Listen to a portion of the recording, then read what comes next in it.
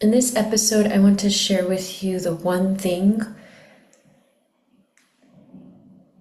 that shifted my life from being at war with my body and being on the same side of my body. I can point it to one thing, like a before and an after. And if you listen to this podcast, you probably know that I dealt with an eating disorder for years.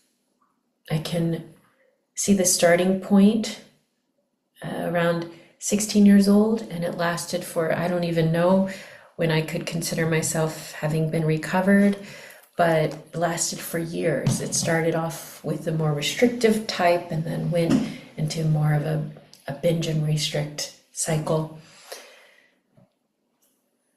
And if I had to pinpoint the turning point internally, not what I was doing externally, but internally, it was this one thing. And I want to share this with you because I realize now in my life, years later, that I have very few, and I'm not saying this in a braggy way or a condescending, superior way, or in a way to claim that I know everything, but I have few genuine hangups with my body. I notice sometimes that negative voices will come up around my body sometimes, but they are far less vicious and far less regular than they used to be. And I also, I enjoy taking care of my body. I enjoy exercise. I enjoy being aware of what I'm eating, not in a controlling healthy orthorexic way, but I can eat lots of different kinds of foods and still be okay way. And again, I'm not bragging. I want to share this with you. If you are in a place where you do feel like you have a lot of hangups with your body, or you feel like you're struggling with food, maybe guilt, or feel like you're eating too much or not enough, or maybe you are in recovery with an eating disorder or have been diagnosed in your past, or if you're like most people on this planet, there's a lot of body shame, especially if you identify as a woman, if you identify as queer or a person of color. And I cannot speak to the trans experience, so I'm not going to, but I know that that can be a really heavy, loaded thing in our society, and I love you, and I give my love to you and my support to you. I really think that trans and non-binary people are the future. I think you're more evolved than the rest of us in lots of ways. And I can remember even the exact moment when this happened. And then I realized how good it felt, and I kept practicing it until it became normal. So I remember times in my past where I would weigh myself in the morning, in the afternoon, in the evening. As much as I went to the bathroom, I would weigh myself. I remember looking in the mirror and kind of dissecting my body, wishing that this could be smaller, this could be bigger, I could shift this. I just wanted the number to go down, lower, lower, and lower. That felt like success for me on this scale. I remember being so diligent, quote unquote, diligent and obsessive about exercise and measuring every single thing I ate and just wanting to be smaller, as small as possible, and to maintain it. Even better if I could just keep getting smaller. And I'm sharing this because I want you to know that I know what it's like to be in that place. My body has experienced this. It remembers it. I can still feel those sensations in my body and in my head when I talk about it. I also remember what it's like to feel uncontrollable around food, where I would eat quote unquote so much and it felt like I couldn't stop myself, and then the guilt, the shame afterwards, breaking my rules, and then vowing to make up for it, compensate for it by not eating or by exercising, and continuing that cycle over and over again in small ways and in big ways. I know what it's like to punish myself with exercise and go and go and go, even if my body is screaming out in pain and saying, no, we need rest, or no, please don't do this to us, and just completely ignoring it. And I'm sending so much compassion to you if you find yourself in this place, or if you ever have experienced something like this and your experience is unique. You probably have your own stories that you could share, that your body remembers, that might even be current for you.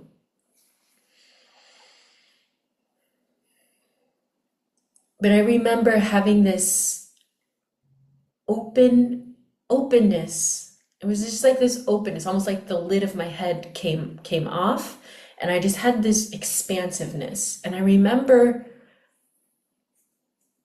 looking in the mirror and looking at my body, and that was something that I kind of cringed to do sometimes. I could look at it critically, but if I was looking at it more neutrally or positively, it would feel cringy. But I remember looking at my body and seeing it as it was. And I thought, without really even words, clear words, I thought,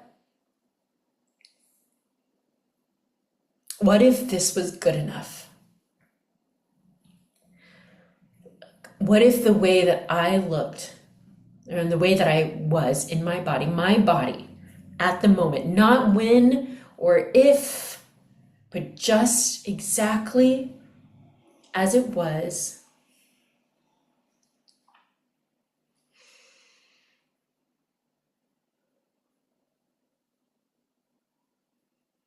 what if it were good? What if it were enough? What if I was okay? And it wasn't, oh, my body is perfect. I love my body so much. I feel so comfortable in my body. It wasn't that. It was almost like this question. Maybe my body is good enough right now. And once I said that in my mind, once I felt that, once I experienced those thoughts, it's like this light turned on, and I felt this freedom that I could accept myself as I was. So I kept coming back to that. I kept practicing that when I looked in the mirror. And it started off really, really small, but I would look at myself, and more I would go into that feeling of, what if I were enough, and the associated freedom with it? What if there was nothing to fix? What if there was nothing more to chase? What if I could just be okay right now? So I started on the inside, just shifting my identity from, Michelle, you have so much to fix in order to be okay. You still have so much more weight that you could lose. You're not doing enough. You're not trying enough. You're such a failure. To, it's enough. I'm enough. I'm good now. Nothing more needs to be done. And when I came from that place of acceptance, something really cool happened. My desire shifted from this place of, I need to reach X goal, and there's a gap between where I am and where I need to be, and I need to reach it, to there being no gap between where I want to be and where I was. And it was like there was this wholeness as a foundation. There was this enoughness as the roots of whatever choices I made around my body. And when I would come from that place, it was exciting to exercise. It was exciting to be curious about how my body could move and what it was capable of. It was exciting to try different foods that wouldn't have fit into my boxes or into my rules. It was exciting to experience this wide range of senses available to me through food, through movement. And if you've seen me exercise, I usually do it alone these days, and right behind, if you're watching this video, or if you're not, if you're listening to the podcast, I work out like usually right behind me. This is my office. It's also my workout space. And I will often catch myself smiling in the mirror just because I love myself. I love my reflection. I love what I'm doing. Not always, because I'm having a little bit of a challenge right now with running because I'm training for something. Not always, so completely honest. But often when I'm running or I'm doing some movement outside, I will just smile. It feels so good in my body to be able to move. If you've ever seen me eat, you know that I love food. I love the experience of food. I love the sensations of food and trying different foods. I love cooking. And this is from someone who was so rigid, so controlling, so afraid with these things before. And it wasn't in one way, it was an overnight change, that acceptance, that freedom, it was an overnight change. And in some ways, it was a process. And your experience might not be the same as mine. It might look different, but I'm sure it will look different from yours. It might not be this one moment looking in the mirror. It might even be listening to this episode and hearing these words and feeling this expansiveness around it. But I want to give you this gift that I can share with you. It's a gift that I can share with you, this podcast episode. That I'm not going to tell you it is true or it isn't true, but I'm going to offer you the possibility that maybe no matter what your body looks like or how much it weighs or how much you've struggled with your body, with food, with exercise, you might be even deep in it right now. What if, just maybe, you were enough right now? What if, just maybe, your body was good?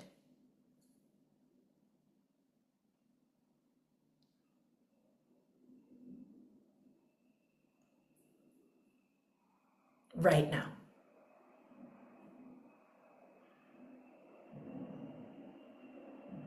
What if there was nothing more to chase? What if there was nothing more to do? What if there was nothing more to fix? What if there was nothing more to figure out? What if there was nothing more to fight against? What if you were enough right now?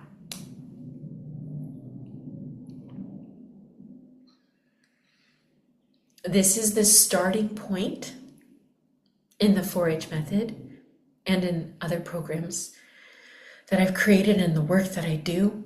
It's not the end goal, it's the starting point. It's the starting point. Because when you start from here, it gets so exciting, it gets so fun, and it's based in curiosity, it's based in acceptance, it's based in enoughness, in abundance, in joy.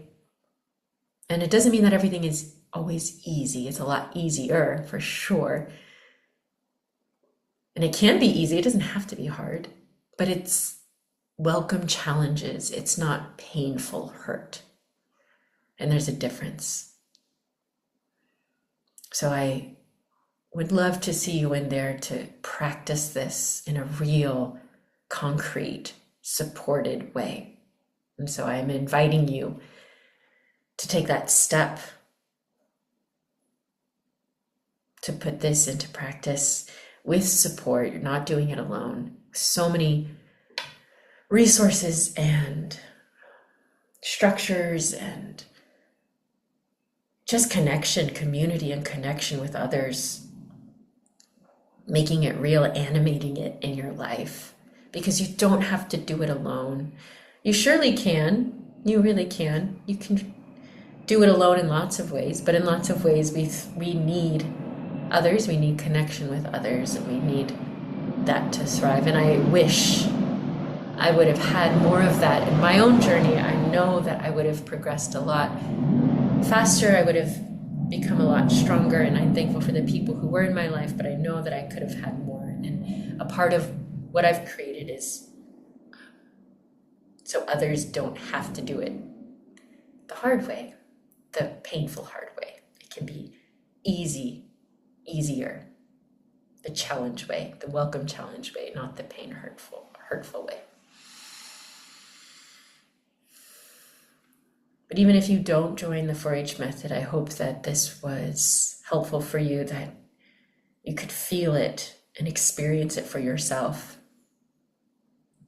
And I'm sending all the love and lightness and joy and freedom to you.